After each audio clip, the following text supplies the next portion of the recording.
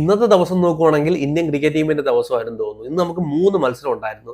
ഇന്ത്യയുടെ മത്സരം ഉണ്ടായിരുന്നു. ഇന്ത്യയുടെ മത്സരത്തിനകത്ത് നമ്മൾ അഫ്ഗാനിസ്ഥാനെ പരാജയപ്പെടുത്തി ഫൈനൽ ഉറപ്പിക്കുന്നു. ബയലാട്ടർ സീരീസിനകത്ത് അഫ്ഗാനിസ്ഥാനെ 170 റൺസിനകത്ത് പരാജയപ്പെടുത്തി നമ്മൾ സീരീസ് തൂക്കുന്നു.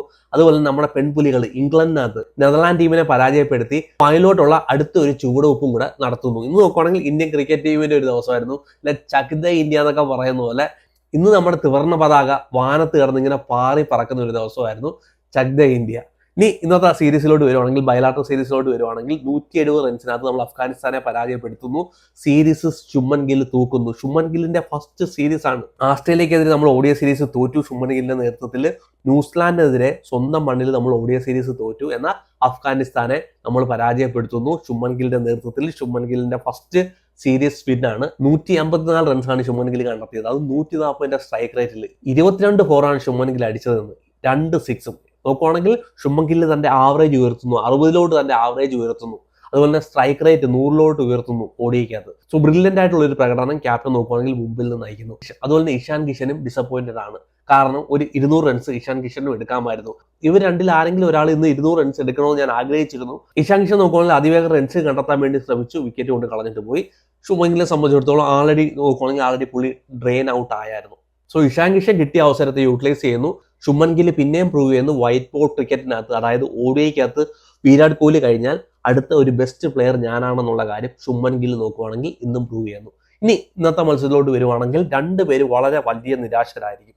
പ്രത്യേകിച്ച് രോഹിത് ശർമ്മയ്ക്ക് നല്ലൊരു അവസരമായിരുന്നു ഇന്നും ഇമ്പ്രൂവ് ചെയ്യാൻ വേണ്ടി. പ്രത്യേകിച്ച് നോക്കുവാണെങ്കിൽ രോഹിത് ശർമ്മയെ ഇന്ന് ടാർഗറ്റ് ചെയ്തു BCCI. 2 പേരെയാണ് രോഹിത് ശർമ്മയെ വെട്ടാൻ വേണ്ടി ഇറക്കി വിട്ടത്. യശസ്വി ജയ്സ്വാളിനോട് പറയുന്നു, നീ പോയി പെർഫോമൻസ് ചെയ്യും. നീ പെർഫോമൻസ് ചെയ്ത് കഴിഞ്ഞാൽ ഞങ്ങൾക്ക് രോഹിത് ശർമ്മയെ ഒതുക്കാനുള്ള ഒരു കാരണമായി. എന്നാൽ ആദ്യത്തെ പ്ലാൻ വർക്കൗട്ട് ആയില്ല. യശസ്വി ജയ്സ്വാൾ ഫെയിൽ ആവുന്നു.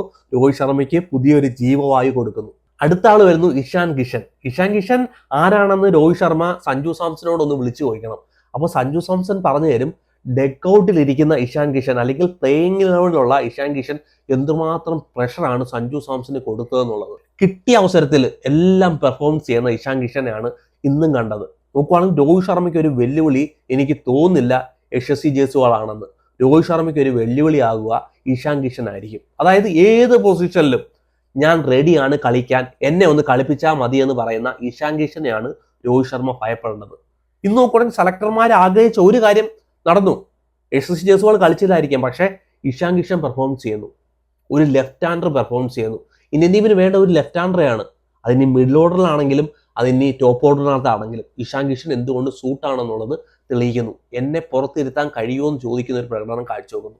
അടുത്ത കളിയിൽ വിരാട് കോഹ്ലി വരുമ്പോഴത്തേന് ആരെ നമ്മൾ പുറത്തിരുത്തും, ആര് പുറത്തേക്ക് പോകും? സോ രോഹിത് ശർമ്മയെ സംബന്ധിച്ചിടത്തോളം നല്ലൊരു ഡെലിവറി ആയിരുന്നു റാഷിദ് ഖാന്റെ. ഒരു ഗൂഗിളി ആയിരുന്നു, അത് പ്രെഡിക്റ്റ് ചെയ്യാൻ കഴിഞ്ഞില്ല, ബൗൾഡായി. പക്ഷേ പെർഫോമൻസ് ചെയ്യേണ്ടത് അത്യാവശ്യം തന്നെയാണ്. ഇനിയുള്ള കളികളിലാണെങ്കിലും അവസാനത്തെ കളിയിലാണെങ്കിലും രോഹിത് ശർമ്മയെ സംബന്ധിച്ചിടത്തോളം പെർഫോമൻസ് ചെയ്യണം. ഇഷാൻ കിഷൻ ഏത് സമയത്തും വേണമെങ്കിലും രോഹിത് ശർമ്മയെ ഹൈജാക്ക് ചെയ്തേക്കാൻ. രോഹിത് ശർമ്മയുടെ പൊസിഷനെ ഒരു വെല്ലുവിളിയായിട്ട് യശസ്വി ജയ്സ്വാൾ മാറിയില്ലെങ്കിലും ഇഷാൻ കിഷൻ മാറും എന്നുള്ള കാര്യത്തിൽ ഒരു സംശയമില്ല. ഇന്ത്യ നോക്കുവാണെങ്കിൽ ഒരു 450 റൺസോ അല്ലെങ്കിൽ ഒരു 480 റൺസോ എടുക്കാതെ ഒരു 402 റൺസിൽ ഇന്ത്യയുടെ ഒരു ഹയസ്റ്റ് സ്കോറിലോട്ട് പോകാതെ ഒരു 402 റൺസിൽ ഒതുക്കിയെന്നല്ലാതെ പ്രത്യേകിച്ചൊന്നും ഇതിനകത്ത് അഭിമാനിക്കാൻ അഫ്ഗാനിസ്ഥാനെ സംബന്ധിച്ചിടത്തോളം ഇല്ല. പിന്നെ അവർക്കൊരു എക്സ്പീരിയൻസ് കിട്ടിയെന്നുള്ളതാണ്. ഇന്ത്യയും അഫ്ഗാനിസ്ഥാനും തമ്മിൽ ഒരു താരതമ്യവും ഇല്ല എന്നുള്ളത്, ഒരുപാട് ഇമ്പ്രൂവ് ചെയ്യാനുണ്ടെന്നുള്ളത് ബാറ്റിങ്ങിനകത്താണെങ്കിലും ബോളിങ്ങിനകത്താണെങ്കിലും അഫ്ഗാനിസ്ഥാന് മനസ്സിലാക്കി കൊടുക്കുന്ന ഒരു സീരീസ് തന്നെയാണ് ഇന്ന് നടന്നുപോയത്. ഇന്നത്തെ മത്സരത്തിലോട്ട് വരുവാണെങ്കിൽ യശസ്വി ജയ്സ്വാൾ നിരാശപ്പെടുത്തുന്ന പ്രകടനം കാഴ്ചവെക്കുന്നു. സെയിം വേയിൽ തന്നെയാണ് യശസ്വി ജയ്സ്വാൾ ഔട്ടായി പോകുന്നതെന്നുള്ളതാണ് കൺസേൺ. ഗല്ലിയിലെ പോയിന്റിൽ ഒരു ഫീൽഡറെ നിർത്തുക, ഹാർഡ് ലെങ്ത് ഡെലിവറി എറിയുക, യശസ്വി ജയ്സ്വാളിനെതിരെ സ്ക്വയർ കട്ട് കളിക്കാൻ പോകും, വിക്കറ്റ് കൊണ്ട് കളയും. ഇതേ ഒരു പാറ്റേണിൽ തന്നെയാണ് യശസ്വി ജയ്സ്വാൾ കുറച്ച് നാളുകളായിട്ട് ഔട്ടായിക്കൊണ്ടിരിക്കുന്നത്. അതേ പാറ്റേണിൽ ഒരു 11 മീറ്ററില ബോൾ ഹിറ്റ് ചെയ്തെറിയുന്നത് വന്നിട്ട് സലീം. സോ അവിടെ വന്ന് ട്രാപ്പ് ചെയ്യുന്നു. ആ ട്രാപ്പിനകത്ത് യശസ്വി ജയ്സ്വാൾ എന്ന് പറഞ്ഞ ഇന്ത്യയുടെ 3 ഫോർമാറ്റും കളിക്കണമെന്ന് പലരും ആഗ്രഹിക്കുന്ന യശസ്വി ജയ്സ്വാൾ പിന്നെ ഫെയിൽ ആവുന്നു. ഇനി അവസരം കിട്ടിയില്ല എന്ന് പറഞ്ഞിട്ട് കരഞ്ഞിട്ട് ഒരു കാര്യമില്ല. ഇന്ന് നല്ലൊരു അവസരമായിരുന്നു. യശസ്വി ജയ്സ്വാളിന് പ്രൂവ് ചെയ്യാൻ പറ്റിയ ഒരു അവസരമായിരുന്നു. നല്ലൊരു കണ്ടീഷൻ ആയിരുന്നു, നല്ലൊരു സാഹചര്യമായിരുന്നു.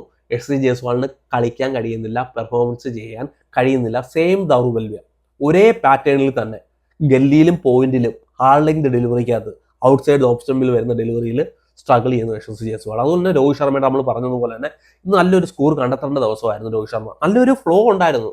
ആ ഒരു പിക്കപ്പ് ഷോട്ടും ആ ഒരു പുൾ ഷോട്ടൊക്കെ നമുക്ക് കാണാൻ കഴിഞ്ഞു. പക്ഷേ ബ്യൂട്ടിഫുൾ ഡെലിവറി ആയിരുന്നു റാഷിദ് ഖാന്റെ. ആ ഒരു ഗൂഗിളിൽ നോക്കുവാണെങ്കിൽ പ്രെഡിക്റ്റ് ചെയ്യാൻ കഴിഞ്ഞില്ല.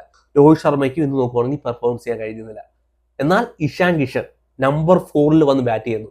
നമ്പർ 3 ഇഷാൻ കിഷൻ ബാറ്റ് ചെയ്യുന്ന നമ്മൾ കണ്ടിട്ടുണ്ട്, ഓപ്പണറായിട്ട് ബാറ്റ് ചെയ്യുന്ന കണ്ടിട്ടുണ്ട്. ഇന്ന് നോക്കുവാണെങ്കിൽ ഒരു ഡിഫറൻ്റ് ആയിട്ടുള്ള ഒരു റോൾ കൊടുക്കുന്നു. ഇന്ത്യൻ ടീമിൽ കയറി പറ്റാൻ വേണ്ടി നിൽക്കുന്ന ഒരുത്തൻ, അതായത് ഇന്ത്യയുടെ സെൻട്രൽ കോൺട്രാക്ട് ചെയ്യുന്ന പോലും പുറത്തു പോയ ഒരു പ്ലെയർ ആണ്. ഡൊമസ്റ്റിക് ക്രിക്കറ്റിൽ പോയി പ്രൂവ് ചെയ്ത ഒരു പ്ലെയർ ആണ്. തിരിച്ചു വരുന്നു. ഏത് പൊസിഷനകത്ത് അവസരം കിട്ടിയാലും ഞാൻ കളിക്കാൻ റെഡിയാണ്, എന്നെ കളിപ്പിച്ചാൽ മാത്രം മതി എന്നുള്ള ഒരു പ്രകടനം കാഴ്ചവെക്കുന്നു. ഇന്ന് വന്നിട്ട് എന്നാ ബ്രില്യൻ്റ് ആയിട്ടാണ് കളിച്ചത്. ആദ്യമേ വളരെ സ്ലോ ആയിട്ട് കളിക്കുന്നു. 52 ബോളിൽ നിന്ന് 50 റൺസ് എടുത്തത് ആദ്യമേ. പിന്നെ നോക്കുവാണെങ്കിൽ 19 ബോളിൽ നിന്ന് അടുത്ത 50 കണ്ടെത്തുന്നു, സെഞ്ചുറി കണ്ടെത്തുന്നു. ഒരു സമയത്ത് തോന്നിപ്പോയി ശുഭ്മൻ ഗില്ലിന് മുമ്പേ ഇനി ഇഷാൻ കിഷൻ കയറി സെഞ്ചുറി എടുക്കുമെന്ന് വിചാരിച്ചു പോയി. അതുപോലെ ഒരു ബ്രില്യൻ്റ് ആയിട്ടുള്ള പ്രകടനമായിരുന്നു. അതായത് 90 റൺസ് എടുക്കുമ്പോഴത്തേന് എല്ലാവരും ഒന്ന് സ്ലോ ആവും. പക്ഷെ ഇഷാൻ കിഷൻ നോക്കുവാണെങ്കിൽ 90 റൺസ് എടുത്തപ്പോഴത്തേനും 3 ബൗണ്ടറി അടിച്ചുകൊണ്ടാണ് സെഞ്ചുറി എടുത്തത്. 3 ബൗണ്ടറി. അതായത് എനിക്കൊന്ന് 72 ബോളാണെന്ന് തോന്നുന്നു സെഞ്ചുറി എടുക്കുന്നത്. ബ്രില്യൻ്റ് ആയിട്ടുള്ള ബാറ്റിംഗ് പെർഫോമൻസ് കാഴ്ചവെക്കുന്നു. ഒരുപാട് ദൗർബല്യം ഉണ്ടായിരുന്നു. ഔട്ട്സൈഡ് ഓഫ് സ്റ്റംപ് കളിക്കാത്ത ഒരു പ്ലെയർ ആയിരുന്നു. ഇന്ന് നോക്കുവാണെങ്കിൽ എക്സ്ട്രാ കവറിന് മുകളിലൂടെ 6 അടിക്കുന്ന കണ്ടായിരുന്നു. ഡീപ്പ് എക്സ്ട്രാ കവറിന് മണ്ടയിലൂടെ 6 അടിക്കുന്ന കണ്ടു. ബൗണ്ടറി കണ്ടെത്തുന്നു, ഓഫ് സൈഡിനകത്ത് സ്കോർ കണ്ടെത്തുന്നു. മിഡ് വിക്കറ്റ് ആണ് കൂടുതൽ ഇഷ്ടം, ലെഗ് സൈഡ്. എന്നാൽ ഇന്ന് നോക്കുവാണെങ്കിൽ എല്ലാ പൊസിഷനകത്തും ബ്രില്യൻ്റ് ആയിട്ട് വന്ന് ബാറ്റ് ചെയ്യുന്നു. BCC അർപ്പിച്ച ഒരു വിശ്വാസം നോക്കുവാണെങ്കിൽ ഇഷാൻ കിഷൻ ഓരോ കളിയിലും തിരിച്ചു കൊടുത്തുകൊണ്ടിരിക്കുന്നു. ഭയങ്കര ലക്കുണ്ട്, അതുപോലെ തന്നെ പെർഫോമൻസും ചെയ്യുന്നുണ്ട്. നമ്മൾ കണ്ടതാണ്, ന്യൂസിലാൻഡിനെതിരെയുള്ള T20 സീരീസ് കളിക്കാൻ വരുന്നു, തിലകിന് ഇഞ്ചുറി ആവുന്നു, തിലക് പുറത്തേക്ക് പോകുന്നു, അവിടെ വന്ന് പെർഫോമൻസ് ചെയ്യുന്നു. സഞ്ജു സാംസന്റെ T20 വേൾഡ് കപ്പിലോട്ടുള്ള സാധ്യതകളെ അവസാനിപ്പിക്കുന്ന ഒരു പ്രകടനം കാഴ്ചവെക്കുന്നു ഇഷാൻ കിഷൻ. ഇന്ന് നോക്കിക്കേ, ഇവിടെ നോക്കുവാണെങ്കിൽ വിരാട് കോഹ്ലി പുറത്തേക്ക് പോകുന്നു. ഋതുരാജ് ഗൈക്വാഡിനെ കൊണ്ടുവരാമായിരുന്നു, അവർ കൊണ്ടുവന്നില്ല. അവർ പറഞ്ഞു ഇഷാൻ കിഷൻ ഉണ്ടല്ലോ നമ്പർ 3 അവനെ നമുക്ക് പരീക്ഷിക്കാം. അവർ ചെയ്തത് യശസ്വി ജയ്സ്വാളിനെ കൊണ്ടുവന്നു. എന്തിനാ? രോഹിത് ശർമ്മയെ വെട്ടാൻ വേണ്ടി. ഞാൻ ഈ പൊസിഷനിൽ പോയാലേ കളിക്കത്തുള്ളൂ, എനിക്ക് ഈ പൊസിഷൻ കിട്ടിയാലേ പറ്റത്തുള്ളൂ. പക്ഷേ ഇന്ത്യൻ ടീമിലേക്ക് കയറി പറ്റുമെന്ന് വെച്ചാൽ ഇപ്പോൾ ഒരു പൊസിഷൻ വലിയൊരു ഘടകമാണ്. പക്ഷേ ഏത് പൊസിഷനിലും കളിക്കാൻ തയ്യാറാണോ? കിട്ടുന്ന ഏത് റോളും ഇതുപോലെ ചെയ്യാൻ തയ്യാറാണോ? എന്നാൽ ഇന്ത്യൻ ടീമിലോട്ട് കയറി പറ്റാം. എനിക്ക് തോന്നുന്നു ഇനി എങ്ങനെ ഇഷാൻ കിഷനെ മാറ്റി നിർത്താൻ പറ്റും. ഫസ്റ്റ് അഡ്വാൻറ്റേജ് എന്ന് പറയുന്ന ഈ ഒരു ഫോമാണ്. സെക്കൻഡ് അഡ്വാൻറ്റേജ് എന്ന് പറയുന്ന ഒരു ലെഫ്റ്റ് ഹാൻഡർ ആണ്. മിഡിൽ ഓർഡിനകത്ത് ഇന്ത്യ നോക്കുന്ന ഒരു ലെഫ്റ്റ് ഹാൻഡർ ആണ്. അക്ഷർ പട്ടേലിനെ കൂടെയുള്ള പ്ലെയറിനെയൊക്കെ നമ്മൾ പരീക്ഷിക്കുന്നുണ്ടായിരുന്നു. പക്ഷേ ഇങ്ങനെ ഒരു പ്രോപ്പർ ആയിട്ടുള്ള ഒരു ബാറ്റ്സ്മാൻ ഉള്ളപ്പോൾ എന്തിനാണ് ഇനി അക്ഷർ പട്ടേലിനെ താഴേന്ന് കൊണ്ടുവരുന്നത്, അല്ലെങ്കിൽ സുന്ദറിനെ എന്തിനാണ് താഴേന്ന് കൊണ്ടുവരുന്നത്? ഇഷാൻ കിഷൻ നോക്കുവാണെങ്കിൽ 6 തലയാണ് വെട്ടാൻ പോകുന്നത് എന്നുള്ളൊരു ചോദ്യം മാത്രമേ ഉള്ളൂ ബാക്കി. രോഹിത് ശർമ്മയ്ക്ക് മതിയായ ആഗ്രഹമാണ് 50 ഓവർ വേൾഡ് കപ്പ് കളിക്കണം, ആ കപ്പ് നേടണമെന്നുള്ളത്. സോ ആഗ്രഹം മാത്രം പോരാ, പെർഫോമൻസും വേണം. BCCയുടെ വായ അടപ്പിക്കുന്ന, സെലക്ടർമാരുടെ വായ അടപ്പിക്കുന്ന 1-2 വലിയൊരു പ്രകടനങ്ങൾ രോഹിത് ശർമ്മയ്ക്കും കാഴ്ചവെക്കാൻ കഴിയട്ടെ. ഇഷാൻ കിഷൻ നോക്കുവാണെങ്കിൽ ഈ ഫോമിനെ ക്യാരി ചെയ്യാൻ കഴിയട്ടെ. ശുഭ്മൻ ഗിൽ എന്ന ക്യാപ്റ്റൻ നോക്കുവാണെങ്കിൽ ആദ്യത്തെ ഒരു പൊൻതൂവൽ കിട്ടുന്നു, സീരീസ് ശുഭ്മൻ ഗില്ല് തൂക്കുന്നു, അതുപോലെ തന്നെ ബാറ്റ് കൊണ്ട് പെർഫോമൻസ് ചെയ്യുന്നു. 60ന്റെ ആവറേജാണ്, 100ന്റെ സ്ട്രൈക്ക് റേറ്റാണ് ശുഭ്മൻ ഗില്ലിനുള്ളത്. നോക്കുവാണെങ്കിൽ 50 ഓവറിനകത്ത് വിരാട് കോഹ്ലി കഴിഞ്ഞാൽ ഏറ്റവും ബെസ്റ്റ് ബാറ്റ്സ്മാൻ ആരാന്ന് ചോദിച്ചാൽ നമുക്ക് നിസ്സംശയം പറയാൻ പറ്റും, ശുഭ്മൻ ഗിൽ ആണെന്ന് പറയാൻ പറ്റും. അതുപോലുള്ള കൺസിസ്റ്റന്റ് ആയിട്ടുള്ള ഒരു പ്രകടനം കാഴ്ചവെക്കുന്നു. ഇന്ന് നോക്കുവാണെങ്കിൽ ശുഭ്മൻ ഗില്ലിന്റെ ബാറ്റിങ്ങിൽ ആ ഒരു ക്രാമ്പും കാര്യങ്ങളും വന്നതല്ലാതെ നോക്കുവാണെങ്കിൽ ഏതെങ്കിലും ഒരു ലൂസ് ഷോട്ട് കാണാൻ കഴിഞ്ഞിട്ടുണ്ടോ? എല്ലാം നോക്കുവാണെങ്കിൽ വളരെ ക്ലാസിക്കൽ ആയിട്ടുള്ള ഷോട്ട് കാണാൻ കഴിയുന്നു. Drive, cover drive, late cut, square cut എല്ലാം നോക്കുവാണെങ്കിൽ, ബുക്ക് ഷോട്ട് നോക്കുവാണെങ്കിൽ ODIക്കകത്ത് നമുക്ക് കാണാൻ കഴിഞ്ഞു ശുഭ്മൻ ഗില്ലിലൂടെ. നോക്കുവാണെങ്കിൽ അള്ള ഗസൻഫറെ നോക്കുവാണെങ്കിൽ അടുപ്പിച്ച് അള്ള ഗസൻഫറിന്റെ ആ ഒരു ഓവറിനകത്ത് 4 4 അടിച്ചത്. ബ്യൂട്ടിഫുൾ ആയിട്ട് നോക്കുവാണെങ്കിൽ ആ ഒരു ഓവറിനെ യൂട്ടിലൈസ് ചെയ്തു. അള്ള ഗസൻഫർ കൊടുക്കാവുന്ന ത്രെഡിനെ നോക്കുവാണെങ്കിൽ ശുഭ്മൻ ഗിൽ എടുത്ത് ദൂരെ എറിയുന്ന ഒരു പ്രകടനം കാഴ്ചവെച്ചത്. ബ്രില്യൻ്റ് ആയിട്ട് വന്ന് ബാറ്റ് ചെയ്യുന്നു. ഒരു ലൂസ് ഷോട്ട് പോലും കാണാൻ കഴിയാത്ത രീതിയിൽ ഒരു പെർഫെക്റ്റ് ODIക്കകത്ത് പറ്റിയ ഒരു പെർഫെക്റ്റ് പാക്കേജ് ആണെന്നുള്ളത് ഇന്നും വന്ന് തെളിയിക്കുന്ന പ്രകടനം. ഒരു 200 എടുക്കാമായിരുന്നു, പക്ഷേ ആ ഒരു ചൂട് 40 ഡിഗ്രി ശുഭ്മൻ ഗില്ലിനെ തളർത്തി, അതുപോലെ തന്നെ ഇഷാൻ കിഷനെ തളർത്തുന്ന രീതിയിൽ നമ്മൾ കണ്ടു. പിന്നെ ശ്രേയസ് അയ്യർ നോക്കുവാണെങ്കിൽ എന്നും നിരാശപ്പെടുത്തുന്ന ഒരു പ്രകടനം കാഴ്ചവെച്ചു. ഒരു പ്രശ്നം എന്ന് പറഞ്ഞാൽ ശ്രേയസ് അയ്യറിന്റെ പൊസിഷനാണ്. ശ്രേയസ് അയ്യർ നമ്പർ 5 കളിച്ച് വലിയ എക്സ്പീരിയൻസ് ഉള്ള ഒരു പ്ലെയർ അല്ല. ഫസ്റ്റ് ബോൾ 6 അടിച്ച് 4 അടിച്ച് തുടങ്ങാൻ പറ്റുന്ന ഒരു പ്ലെയർ അല്ല ശ്രേയസ് അയ്യർ. നോക്കുവാണെങ്കിൽ ഇന്ന് ബാറ്റിംഗ് ഓർഡറിൽ വരുത്തിയ ഒരു ഷഫ്ലിംഗ് നോക്കുവാണെങ്കിൽ ശ്രേയസ് അയ്യറിന്റെ പെർഫോമൻസിനെ ബാധിക്കുന്നു. എനിക്ക് തോന്നുന്നു ഇന്ത്യൻ ടീമിന്റെ പ്രോപ്പർ ആയിട്ടുള്ള ഒരു നമ്പർ 4 50 ഓവറിനകത്ത് ശ്രേയസ് അയ്യരാണ്. സോ ശ്രേയസ് അയ്യറിന്റെ പൊസിഷൻ ശ്രേയസ് അയ്യറിന് തന്നെ തിരിച്ചു കൊടുക്കുന്നതായിരിക്കും അല്പം കൂടെ നല്ലത്. ഇഷാൻ കിഷൻ അപ്പോൾ എന്തു ചെയ്യണമെന്നുള്ളൊരു ചോദ്യമൊക്കെ വരും. സോ അത് BCCയുടെ ഹെഡേക്കാണ്, സെലക്ടർമാരുടെ ഹെഡേക്കാണ്, അത് രോഹിത് ശർമ്മയുടെ ഹെഡേക്കാണ്. എനിക്ക് തോന്നുന്നു ശ്രേയസ് അയ്യറിന്റെ ഏറ്റവും ബെറ്റർ ആയിട്ടുള്ള ഒരു പൊസിഷൻ നമ്പർ 4 തന്നെയാണ്. രാഹുൽ വന്നിട്ട് ഫസ്റ്റ് ബോൾ 6 അടിക്കാൻ കഴിയുമായിരിക്കും. പക്ഷേ ശ്രേയസ് അയ്യറിനെ സംബന്ധിച്ചിടത്തോളം നമ്മൾ കണ്ടിട്ടുള്ളതാണ്, ODIക്കകത്താണെങ്കിലും T20ക്കകത്താണെങ്കിലും അല്പം ബോൾ ഫേസ് ചെയ്ത് പിന്നെ അങ്ങോട്ട് സ്ട്രൈക്ക് റേറ്റ് ഉയർത്തി കളിക്കുന്ന ഒരു ശ്രേയസ് അയ്യരാണ്. പക്ഷേ ഇന്ന് ഒരു പൊസിഷൻ നോക്കുവാണെങ്കിൽ ശ്രേയസ് അയ്യറിന് കിട്ടിയില്ല. അതിന്റെ ഒരു പ്രകടനമേ ശ്രേയസ് അയ്യറിന് കാഴ്ചവെക്കാൻ കഴിഞ്ഞുള്ളൂ. നോക്കുവാണെങ്കിൽ ഒരു റണ്ണ ബോൾ തന്നെയാണ് ശ്രേയസ് അയ്യർ കളിച്ചത്. പിന്നെ അതുപോലെ തന്നെ ഇന്ത്യൻ ടീമിന്റെ ആ ഒരു ദൗർബല്യം പിന്നെയും നിലനിൽക്കും. ലോ ഓർഡർ നോക്കുവാണെങ്കിൽ പെർഫോമൻസ് ചെയ്യുന്നില്ല. ഇന്ന് നോക്കുവാണെങ്കിൽ ഒരു 450 റൺസ് എടുക്കാവുന്ന ഒരു കളിയായിരുന്നു. നോക്കുവാണെങ്കിൽ ഇന്ത്യക്ക് ആ ഒരു സ്കോർ കണ്ടെത്താൻ കഴിയുന്നില്ല. രാഹുൽ വരുന്നു, ഫസ്റ്റ് ബോൾ 6 അടിക്കാൻ നോക്കുന്നു, ഔട്ടായി പോകുന്നു. സുന്ദർ എന്താണ് പെർഫോമൻസ് കാഴ്ചവെച്ചത്? സുന്ദർ ഇന്ന് ബോൾ നല്ലപോലെ ചെയ്തു എന്ന് പറയാം. ഒരു വിക്കറ്റ് എടുക്കാൻ വേണ്ടിയാണോ നമ്മൾ സുന്ദറിനെ ടീമിനകത്ത് വെച്ചിരിക്കുന്നത്? വേറെ എത്രയോ ബോർഡർ ഉണ്ട്, മേ ബി 3 വിക്കറ്റ് എടുത്തേനെ, ചിലപ്പോൾ 4 വിക്കറ്റ് എടുത്തേനെ. ഒരു വിക്കറ്റ് എടുത്തു സുന്ദർ, വന്നിട്ട് 19 ബോളിൽ നിന്ന് 19 റൺസ് എടുത്തു. സോ എനിക്ക് തോന്നുന്നില്ല സുന്ദർ നമ്പർ 7നോ നമ്പർ 8നോ പറ്റിയൊരു പ്രോപ്പർ ആയിട്ടുള്ള ഒരു ഓൾറൗണ്ടർ ആണ്, അല്ലെങ്കിൽ ആരെക്കെങ്കിലും പറ്റിയ റിപ്ലേസ്മെന്റ് ആണ്, അക്ഷർ പട്ടേലിന് പറ്റിയ റിപ്ലേസ്മെന്റ് ആണെന്നോ ഹാർദിക് പാണ്ഡ്യയ്ക്ക് പറ്റിയ റിപ്ലേസ്മെന്റ് ആണെന്നോ എനിക്ക് തോന്നുന്നില്ല. ഒരു വിക്കറ്റ് എടുത്തതുകൊണ്ട് ഞാൻ വലുതായിട്ട് എടുത്ത് പറയുന്നതുമില്ല. മേ ബി 2-3 വിക്കറ്റ് എടുക്കാമെന്ന് വേറെ ബോളർമാർ ഉണ്ടായിരുന്നേനെ. നമ്മൾ സുന്ദറിനെ തന്നെ അവസരം കൊടുത്തോണ്ടല്ലേ. സുന്ദർ വന്നിട്ട് ഇഴഞ്ഞല്ലേ ബാറ്റ് ചെയ്തത്, ഒറ്റ ബൗണ്ടറിയെ കണ്ടെത്തിയത്, 100ന്റെ സ്ട്രൈക്ക് റേറ്റ്, 19 ബോളിൽ നിന്ന് 19 റൺസ്. ഓക്കെ, 402 റൺസ് എന്ന് പറഞ്ഞാൽ വലിയൊരു സ്കോറാണ്. പക്ഷെ ആ ഒരു പൊസിഷനിൽ കളിക്കുമ്പോഴത്തേന് ആ രീതിക്ക് അനുസരിച്ച് കളിക്കണ്ടേ. ലാസ്റ്റ് 10 ഓവറിൽ നമുക്ക് 7 വിക്കറ്റാണ് കൊണ്ട് നഷ്ടപ്പെടുത്തിയത്. കേവലം 58-60 റൺസാണ് നമ്മൾ കണ്ടെത്താൻ കഴിഞ്ഞത്. സോ എനിക്ക് തോന്നുന്നു സുന്ദർ എന്ന ഒരു പ്ലെയറിനെ കുറിച്ച് ഇന്ത്യൻ ടീം തീർച്ചയായിട്ടും ചിന്തിക്കേണ്ട അത്യാവശ്യമുണ്ട്. മേ ബി അക്ഷർ പട്ടേലോ അല്ലെങ്കിൽ ഹാർദിക് പാണ്ഡ്യയോ കൂട്ടൊക്കെ ഉള്ള ഒരു പ്ലെയർ തന്നെയാണ് അവിടെ വേണ്ടത്. ഇന്ത്യക്ക് നോക്കുവാണെങ്കിൽ ഒരു പ്രോപ്പർ ആയിട്ടുള്ള ഒരു സ്പിന്നറിനെയാണ് അവിടെ വേണ്ടത്. മേ ബി വിക്കറ്റ് എടുക്കാൻ കഴിയുന്ന വരുൺ ചക്രവർത്തിയോ അല്ലെങ്കിൽ ഹർഷ് ദുബൈക്ക് പിന്നെ അവസരങ്ങളെ കൊടുക്കുക. ഹർഷ് ദുബൈ നമുക്കൊരു ഓൾറൗണ്ടർ ആണല്ലോ. സോ ഇന്നൊരു വിക്കറ്റ് എടുത്ത് നല്ല ബോളിംഗ് പെർഫോമൻസ് കാഴ്ചവെച്ചെന്ന് പറഞ്ഞുകൊണ്ട് എന്തോ സുന്ദറിനെ ആ ഒരു പൊസിഷനകത്ത് കാണാൻ പാടാണ്. പ്ലേയിങ് 11 തന്നെ ഓടിക്കകത്ത് സുന്ദറിനെ എനിക്ക് തോന്നുന്നില്ല ഒരു ബെറ്റർ ഓപ്ഷൻ ആയിരിക്കുമെന്ന്. ആദ്യമായിട്ടല്ലല്ലോ സുന്ദർ നമ്മൾ അവസരം കൊടുക്കുന്നത്, ഇതിനു മുമ്പ് അവസരം കൊടുത്തിട്ടുണ്ട്. പക്ഷെ ബാറ്റിങ്ങിനകത്ത് വലിയൊരു പ്രകടനം കാഴ്ച വെക്കുന്നില്ല സുന്ദർ. ഇനി അഫ്ഗാനിസ്ഥാന്റെ ബാറ്റിങ്ങിലോട്ട് പോകണമെങ്കിൽ അവരുടെ ടോപ്പ് ഓർഡർ നോക്കുവാണെങ്കിൽ തരക്കേടില്ലാത്ത ഒരു പ്രകടനം കാഴ്ചവെച്ചു. നമുക്കറിയാം അഫ്ഗാനിസ്ഥാൻ ഒരു 270, 280, 300 വരെയുള്ള ചേസ് ഒക്കെ ഇവർക്ക് ഓണാണ്. അതുപോലെയുള്ള ഒരു ബാറ്റിംഗ് ലൈനപ്പ്, പ്രത്യേകിച്ച് ഓഡിയക്കകത്ത് പറ്റിയ ഒരു ബാറ്റിംഗ് ലൈനപ്പ് അവരുടെ കയ്യിലുണ്ട്. ഇവർ നോക്കുവാണെങ്കിൽ സൗത്ത് ആഫ്രിക്കയെ കൂട്ടുള്ള ടീമുകളെ പരാജയപ്പെട്ടിട്ട് വന്ന ഒരു ടീമാണ്. നമുക്കറിയാം ലാസ്റ്റ് കളിച്ച 6 സീരീസിനകത്ത് 6 സീരീസ് ഇവർ ജയിച്ചിട്ടാണ് വന്നത്. ഇപ്പൊ ഇന്ത്യക്കെതിരെയുള്ള സീരീസ് ഒഴിച്ചു വെച്ച് കഴിഞ്ഞാൽ. സോ ഒരു തരക്കേടില്ലാത്ത ഒരു ബാറ്റിംഗ് ലൈനപ്പ് ഉണ്ട്. ഇന്ന് നോക്കുവാണെങ്കിൽ ഗുർബാസ് ആണെങ്കിലും അത്തൽ ആണെങ്കിലും ഇബ്രാഹിം സർദാൻ ആണെങ്കിലും ഇവരെല്ലാം അവരുടെ ഒരു പ്രകടനം കാഴ്ചവെച്ചു. റഹ്മദ് ഷാ നോക്കുവാണെങ്കിൽ ഒരു 71 റൺസ് എടുത്തു, ബ്രില്യൻ്റായിട്ട് ബാറ്റ് ചെയ്തു. പക്ഷേ ഒരു 400 പോലുള്ള റൺസിനെ എത്തിപ്പിടിക്കാൻ പറ്റുന്ന ഒരു ബാറ്റിംഗ് ലൈനപ്പ് നോക്കുവാണെങ്കിൽ അവരുടെ കയ്യിൽ ഇല്ലായിരുന്നു.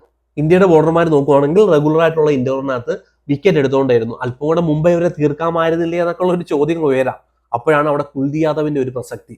കുൽദീപ് യാദവ് നോക്കുവാണെങ്കിൽ കുറച്ച് നാളുകളായിട്ട് ഒരു വലിയൊരു കൺസേൺ ആയിട്ട് മാറിക്കൊണ്ടിരിക്കുകയാണ്. ODIക്കകത്ത് T20കകത്തൊക്കെ. ഇന്ന് നോക്കുവാണെങ്കിൽ കുൽദീപ് യാദവിന് വിക്കറ്റ് എടുക്കാൻ കഴിയുന്നില്ല. 10 ഓവറിൽ 42 റൺസ്. വലിയ റൺസ് വഴങ്ങിയെന്ന് ചോദിച്ചാൽ വഴങ്ങിയില്ല. പക്ഷേ വിക്കറ്റ് എവിടെ? കുൽദീപ് യാദവിനെ നമ്മൾ പ്രതീക്ഷിക്കുന്ന വിക്കറ്റാണ്. സുന്ദർ നോക്കുവാണെങ്കിൽ നല്ലപോലെ ബോൾ ചെയ്ത് ഫിഗറൊക്കെ നോക്കുവാണെങ്കിൽ നല്ലതാണ്. 7 ഓവറിനകത്ത് 24 റൺസ്, 1 വിക്കറ്റ്. ഗ്രിഫ്റ്റ് ചെയ്യുന്ന പിച്ചിനകത്ത്, സ്ലോയിഷ് ആയിട്ടുള്ള പിച്ചിനകത്ത് ഇന്ത്യയുടെ സ്പിന്നർമാർക്ക് അല്പം കൂടെ പ്രകടനം കാഴ്ചവെക്കേണ്ടതായിട്ടുണ്ട്. ഇന്ത്യയുടെ സ്പിന്നർമാർ അല്പം കൂടെ മുമ്പേ പ്രകടനം കാഴ്ചവെച്ചിരുന്നെങ്കിൽ ഈ ഒരു സ്കോറിലോട്ട് അവർ പോകത്തില്ലായിരുന്നു. മേ ബി ഒരു 200 റൺസിന് മേലുള്ള വിജയം നമുക്ക് കിട്ടിപ്പോയാൽ. അതുപോലെ തന്നെ ആദ്യത്തെ 10 ഓവറിനകത്ത് നമുക്ക് കേവലം ഒറ്റ ഒരു വിക്കറ്റ് എടുക്കാൻ കഴിഞ്ഞത്. അർഷ്ദീപ് സിംഗ് നോക്കുവാണെങ്കിൽ പവർ പ്ലേക്കകത്ത് വിക്കറ്റ് എടുക്കാൻ കഴിഞ്ഞില്ല. ഡെത്ത് ഓവറിനകത്തോട്ട് വന്നപ്പോഴത്തേന് അല്ലെങ്കിൽ മിഡിൽ ഓർഡറിനകത്താണ് അർഷ്ദീപ് സിംഗ് നോക്കുവാണെങ്കിൽ വിക്കറ്റ് എടുത്തത്. ഗുർനൂർ നോക്കുവാണെങ്കിൽ ഇന്നും ബ്രില്യൻ്റ് ആയിട്ട് ബോൾ ചെയ്തു. 2 കളിയിൽ 6 വിക്കറ്റ് എടുക്കുന്ന പ്ലെയർ ആയിട്ട് ഗുർനൂർ മാറി. അതായത് പീയൂഷ് ചൗളയ്ക്ക് ശേഷം, ബുംറയ്ക്ക് ശേഷം, വരുൺ ചക്രവർത്തിക്കൊക്കെ ശേഷം അടുപ്പിച്ച് 2 കളിയിൽ 6 വിക്കറ്റ് നേട്ടം കരസ്ഥമാക്കുന്ന ഒരു ബോളറായിട്ട് ഗുർനൂർ മാറി. ഇന്നും ബ്രില്യൻ്റ് ആയിട്ട് ബോൾ ചെയ്തു. ആ ഒരു എക്സ്ട്രാ പേസും ബൗൺസും കിട്ടുന്നുണ്ടായിരുന്നു. ലക്നൌവിൽ നമുക്ക് പിച്ച് അറിയാം, ആ ഒരു എക്സ്ട്രാ പേസും ബൗൺസും കിട്ടുന്ന ഒരു പിച്ചാണ്. അതിനെ ബ്രില്യൻ്റ് ആയിട്ട് നോക്കുവാണെങ്കിൽ യൂട്ടിലൈസ് ചെയ്ത് ഗുർനൂർ. എന്തുകൊണ്ടാണ് ടീം ഗുർനൂർ ബാക്ക് ചെയ്തതെന്ന് ചോദിച്ചാൽ നിസ്സംശയം പറയാം, ടാലന്റ് ഉണ്ട്. വെറുതെ അല്ല NCAക്കകത്ത് കൊണ്ടുപോയി ട്രെയിൻ ചെയ്യിച്ച് ബിൽഡ് ചെയ്തെടുത്തത്. സോ നല്ലൊരു പ്ലെയർ തന്നെയാണ്. എന്തുകൊണ്ട് 50 ഓവർ വേൾഡ് കപ്പിനകത്ത് ഗുർനൂർ എന്ന് പറയുന്ന 6 അടിയിൽ മേൽ ഉയരമുള്ള ബോളർ എന്തുകൊണ്ടും ഗുണം ചെയ്യും. ആ ഒരു ഹിഡ് ഹാർഡ് എറിയാൻ കഴിയാവുന്ന ഒരു ബോളർ. പ്രിൻസ് യാദവ് ഡെബ്യൂട്ട് ചെയ്തു. പ്രിൻസ് യാദവിന്റെ ഹോം ഗ്രൗണ്ട് ആയിരുന്നു. പക്ഷെ തുടക്കത്തിൽ നല്ല രീതിയിൽ അടി കൊണ്ടു. ആ ഒരു ലൈൻ നോക്കുവാണെങ്കിൽ കറക്റ്റ് അല്ലായിരുന്നു. ആ ഒരു ഹാർഡ് ലെങ്ത് എറിഞ്ഞുകൊണ്ടായിരുന്നു. പുതിയ ബോളിനകത്ത് വന്നിട്ട് ഹാർഡ് ലെങ്ത് എറിയോന്ന് വെച്ചാൽ എത്രമാത്രം വർക്കൗട്ട് ആവുമെന്ന് ചോദിച്ചാൽ അറിയില്ല. പുതിയ ബോളിനകത്ത് എല്ലാവരും ശ്രമിക്കുന്നത് സീമും സ്വിങ്ങും കിട്ടാനാണ് ശ്രമിക്കുന്നത്. ഹാർഡ് ലെങ്ത് പിന്നെ ബോളൊന്ന് പഴകുമ്പോഴത്തേന് അല്പം അങ്ങോട്ട് പോകുമ്പോഴാണ് എല്ലാവരും എറിയാറുള്ളത്. പക്ഷെ പ്രിൻസ് യാദവ് വന്നിട്ട് ഫസ്റ്റ് തന്നെ ഹാർഡ് ലെങ്ത് എറിഞ്ഞുകൊണ്ടേ ഇരിക്കുമായിരുന്നു. അടിയും കൊണ്ട് അവിടെ ഗുർബാസിന്റെ ഒരു വിക്കറ്റ് എടുത്തു. പക്ഷെ അത് നോ ബോൾ ആയിപ്പോ. അത് ഒരു പ്രോപ്പർ ആയിട്ടുള്ള ഒരു ഷോർട്ട് ബോൾ ആയിരുന്നു. കളിക്കാൻ പ്രേരിപ്പിക്കുന്ന തരത്തിലുള്ള ഒരു ബോൾ ആയിരുന്നു. അത് ലീവ് ചെയ്യാൻ പറ്റത്തില്ലായിരുന്നു. ആ ഒരു ബോൾ ബ്രില്യൻ്റ് ആയിരുന്നു. എന്നാൽ ബാക്കി ലൈൻ നോക്കുവാണെങ്കിൽ ആദ്യത്തെ ഒരു സ്പെല്ലിനകത്ത് ഒരു റോങ് ആയിട്ടുള്ള ലൈനിൽ എറിഞ്ഞുകൊണ്ടിരുന്നത്. പിന്നെ അവസാനം വന്നിട്ട് ബ്രില്യൻ്റ് ആയിട്ട് ബോൾ ചെയ്ത് ബാക്ക് ടു ബാക്ക് വിക്കറ്റ് എടുക്കുന്നു. പ്രിൻസ് യാദവ് നോക്കുവാണെങ്കിൽ 7 ഓവറിനകത്ത് 56 റൺസ് വഴങ്ങി 2 വിക്കറ്റ് നേടാൻ കരസ്ഥമാക്കുന്നു. സോ ബ്രില്യൻ്റ് ആയിട്ട് പ്രിൻസ് യാദവ് നോക്കുവാണെങ്കിൽ ബോൾ ചെയ്തു. ഇന്ത്യ ജയിച്ചു. പിന്നെ വേറെ പ്രശ്നങ്ങളൊന്നും ഇല്ലയോ എന്ന് ചോദിച്ചു കഴിഞ്ഞാൽ സ്പിന്നർമാർ ഒരു പ്രശ്നമുണ്ട്. ഇന്ത്യക്ക് മുമ്പോട്ട് പോകണമെങ്കിൽ സ്പിന്നർമാർ വിക്കറ്റ് എടുത്താലേ കഴിയത്തുള്ളൂ മിഡിൽ ഓവറിനകത്ത്. സോ അത് നോക്കുവാണെങ്കിൽ ഇന്ത്യക്ക് ഇമ്പ്രൂവ് ചെയ്യാൻ കഴിയട്ടെ.